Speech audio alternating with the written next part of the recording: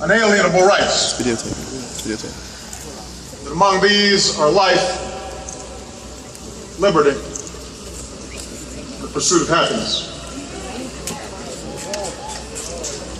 In 1963, almost 200 years after those words were set to paper, a full century after a great war was fought and emancipation proclaimed, that promise, those truths, remained unmet. And so they came by the thousands from every corner of our country.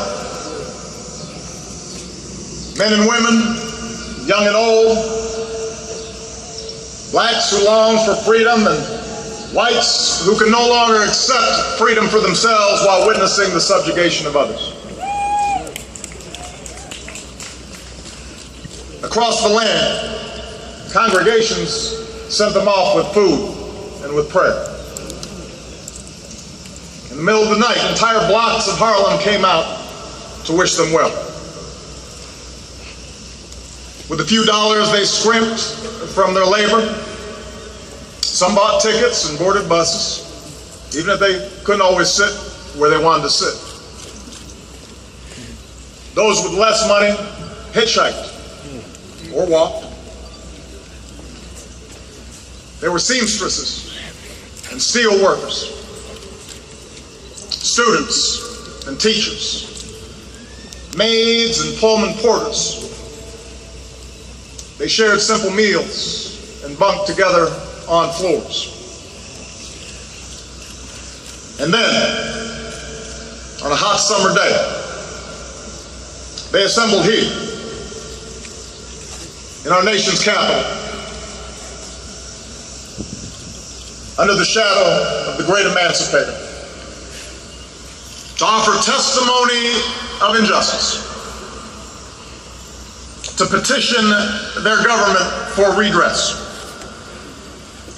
and to awaken America's long slumbering conscience.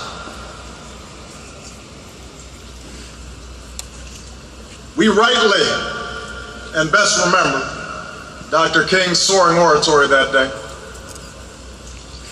How he gave mighty voice to the quiet hopes of millions. How he offered a salvation path for oppressed and oppressors alike. His words belong to the ages, possessing a power and prophecy unmatched in our time. But we would do well to recall that day itself also belonged to those ordinary people whose names never appeared in the history books, never got on TV.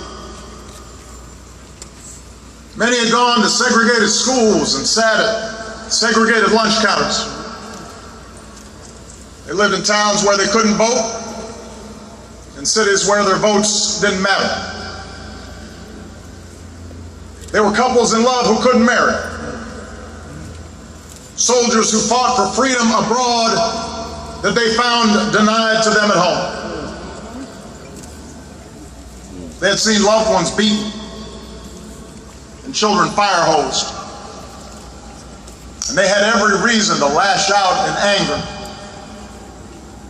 or resign themselves to a bitter fate. And yet, they chose a different path. In the face of hatred, they prayed for their tormentors.